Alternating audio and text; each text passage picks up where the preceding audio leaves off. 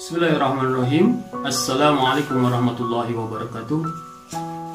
Alhamdulillahilladzi arsala rasulahu bil huda wa dinil haq liyudhhirahu 'alad dini kullihi wa kafa billahi shahida. Asyhadu an la ilaha illallah wahdahu la syarikalah wa asyhadu anna Muhammadan 'abduhu wa rasuluhu la nabiyya ba'da. Allahumma shalli 'ala Muhammad wa 'ala alihi wa ashabihi ajmain. Segala puji dan syukur selalu kita panjatkan kepada Allah yang Maha Ghafur, Allah yang Maha Rahman, yang Maha Rahim. Berkat limpahan taufik, hidayah serta inayah dari Allah Subhanahu wa taala pada hari ini, di pagi yang cerah ini, di bulan Ramadan, kita semua masih bisa untuk selalu mendekatkan diri kepada Allah Subhanahu wa taala, menggunakan seluruh panca indera kita untuk beribadah kepada Allah Subhanahu wa taala. Salawat serta salam semoga kita limpahkan kepada baginda kita sebagai uswatun hasanah, sebagai suri teladan yang patut kita contoh, yaitu baginda Nabi besar Muhammad sallallahu alaihi wasallam, kepada para keluarganya, para sahabatnya, para pengikutnya, dan termasuk kita ini sampai kelak di akhir zaman. Amin ya rabbal alamin. Semangat pagi anak-anakku yang Bapak banggakan, ananda yang soleh dan solihah. Pagi ini insya Allah kita sedikit akan membahas ataupun membicarakan berkaitan dengan masalah fikih Islam. Fikih Islam tentunya adalah suatu ilmu yang tentunya sangat penting bagi kita, terutama di dalam pendekatan diri kita untuk beribadah kepada Allah Subhanahu wa taala. Kalau kita berbicara tentang masalah fikih, fikih itu adalah faqih. Secara lughah artinya adalah faham. Artinya seseorang yang mempelajari ilmu fikih itu nantinya akan bisa memahami terhadap hal-hal yang berkaitan dengan masalah ibadah ataupun di dalam agama Islam. Di dalam agama Islam, kalau kita lihat secara garis besar, hukum di dalam agama Islam itu ada 5. Yang pertama adalah wajib, yang kedua adalah sunnah, kemudian yang ketiganya adalah haram, yang keempat makruh, dan yang kelimanya adalah mubah. Wajib adalah suatu hal yang harus dilakukan, yaitu suatu pekerjaan yang apabila dikerjakan mendapatkan pahala, dan apabila kita meninggalkan terhadap perbuatan tersebut maka itu termasuk dosa. Itu yang dinamakan dengan wajib. Kemudian ada juga di dalam hukum Islam itu ada yang namanya sunnah. Sunnah itu anjuran, yaitu apabila kita melakukan pekerjaan itu maka berpahala, dan apabila kita meninggalkan terhadap perbuatan itu maka kita tidak akan berdosa. Itu yang kedua. Kemudian yang ketiga adalah haram. Haram itu adalah, kalau secara hukum fikih itu adalah larangan keras, yaitu apabila kita melakukan pekerjaan itu maka hukumnya berdosa, dan apabila kita meninggalkan terhadap perbuatan itu maka kita termasuk orang yang mendapatkan pahala dari Allah Subhanahu wa taala. Itu hukum dari haram. Kemudian yang keempat itu ada yang namanya makruh. Makruh itu kalau kita artikan adalah larangan tidak keras ataupun lunak. Itu suatu pekerjaan apabila kita mengerjakannya maka kita tidak akan mendapatkan dosa, dan apabila kita meninggalkan terhadap perbuatan tersebut maka kita akan mendapatkan pahala dari Allah Subhanahu wa taala. Kemudian hukum yang terakhir di dalam agama Islam itu, dalam Islam itu adalah mubah. Mubah itu adalah yang boleh dikerjakan dan boleh ditinggalkan. Yaitu itu suatu pekerjaan yang ketika kita dikerjakan tidak mendapatkan pahala ataupun dosa, apabila ditinggalkan pun kita tidak akan mendapatkan pahala dan dosa. Itu secara garis besar penjelasan berkaitan dengan hukum Islam. Ya, hukum Islam ataupun disebut juga hukum taklifi. Hukum boleh dikerjakan ataupun boleh ditinggalkan. Ananda yang soleh dan solihah, ketika kita berbicara tentang fikih ataupun fakih tadi, artinya bahwa kita dengan mempelajari ilmu fikih, maka kita bisa memahami terhadap hal-hal yang berkaitan dengan masalah ibadah kepada Allah Subhanahu wa Ta'ala. Di dalam ilmu fikih itu ada beberapa penjelasan ataupun materi-materi yang menjelaskan berbagai hal yang berkaitan dengan masalah ibadah. Di antaranya, kalau kita jelaskan secara global ataupun secara umum, di antaranya bahwa di dalam fikih ada yang namanya kitab ataupun bab toharoh ataupun bab bersuci. Kemudian ada juga yang keduanya adalah bab tentang sholat, yaitu kaitannya dengan bagaimana kita berkaitan dengan masalah syarat sah sholat, syarat wajib sholat, rukun sholat, dan yang lain-lainnya. Itu yang kedua. Kemudian ada juga yang berkaitan dengan masalah jenazah. Bagaimana hukum ataupun kewajiban kita terhadap jenazah. Di sana di dalam kitab jenazah dijelaskan berbagai hal, termasuk bagaimana cara kita melaksanakan terhadap orang yang meninggal ataupun orang yang meninggal dunia. Kewajiban kita sebagai seorang muslim untuk mengurus terhadap jenazah tersebut. Kemudian ada juga di dalam fikih itu ada kitab yang berkaitan dengan masalah zakat. Berkaitan dengan masalah zakat ataupun kewajiban seorang muslim ketika kita mempunyai harta misalnya, ataupun di bulan Ramadan ini ada zakat yang harus kita keluarkan, termasuk apa yang kita miliki itu ada syarat, ada kewajiban, ada rukunnya yang harus kita lakukan. Itu yang keempat. Kemudian ada juga bab tentang ataupun kitab tentang puasa. Ya, yang sekarang mungkin kita masih bulan Ramadan, ada hal ataupun puasa yang masih kita lakukan di bulan Ramadan ini. Kemudian ada juga di dalam fikih itu materi ataupun bab tentang haji dan umrah. Ada juga materi tentang muamalah. Ada juga materi tentang faraid ataupun waris. Dan ada juga materi tentang munakahat ataupun bab nikah. Ada juga materi tentang jinayah ataupun hukum bagaimana hukum-hukum ketika kita membunuh, melukai, dan lain-lainnya.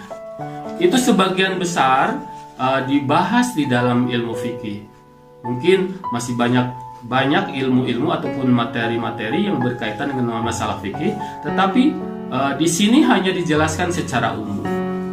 Baiklah, Ananda yang soleh dan solehah, yang Bapak banggakan sebagai calon generasi Qurani, calon generasi penerus, bahwa kalau kita bahas seluruhnya mungkin tidak akan cukup. Maka sedikitnya ada materi yang mungkin sangat relevan dengan bulan Ramadan ini. Yang pertama adalah bab berkaitan dengan masalah zakat. Zakat di dalam bulan Ramadan ataupun kewajiban seorang muslim itu di dalam bulan Ramadan itu ada zakat ataupun ada kewajiban untuk mengeluarkan zakat. Yaitu ada zakat fitrah. Oke, sebelum materinya dijelaskan ke yang lebih lanjut, kita tahu bahwa zakat itu secara arti ataupun secara lughah, zakat itu secara lughah itu adalah bersih, tumbuh ataupun bertambah. Itu secara lughah ataupun secara etimologi. Kemudian zakat itu sendiri kalau diartikan secara istilah itu adalah mengeluarkan sebagian harta yang kita miliki,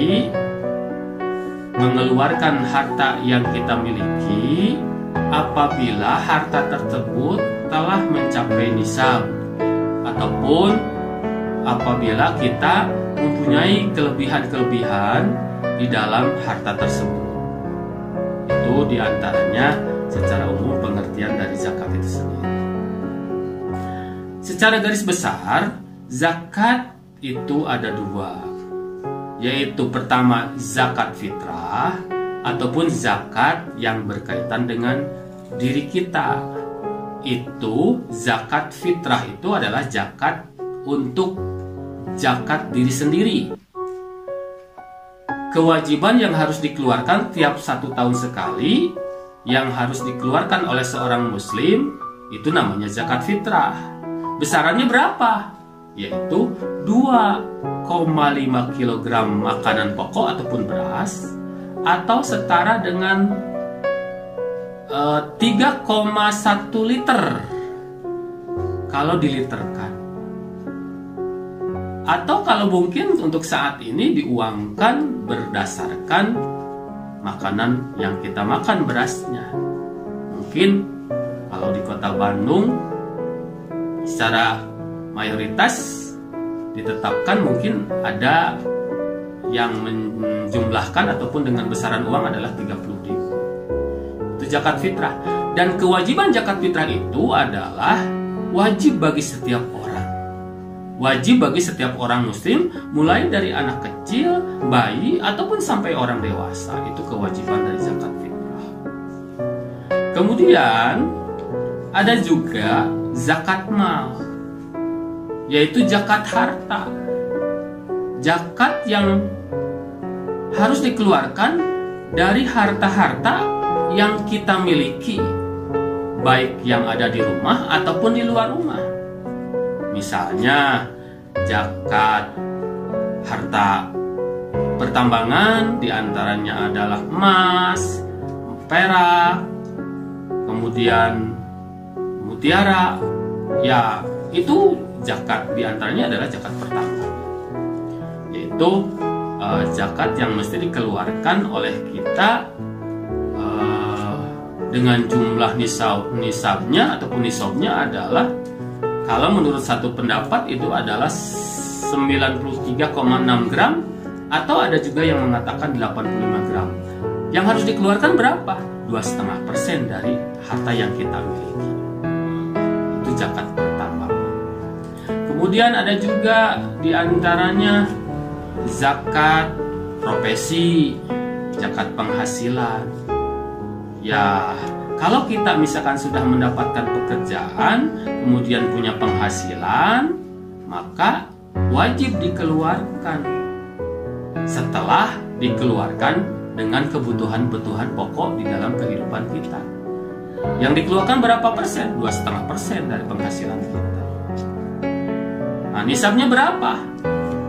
Nisabnya adalah setara dengan zakat pertambangan, atau setara dengan jumlah nisabnya zakat emas, yaitu 93,6 gram ataupun 85 gram dikeluarkan. Ya, kalau kita mendapatkan ataupun mempunyai penghasilan setiap bulan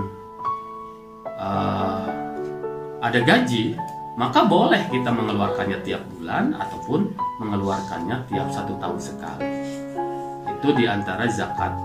Ada juga mungkin zakat mal yang lain, itu misalkan zakat peternakan, kemudian zakat barang temuan, ya, kemudian zakat perdagangan.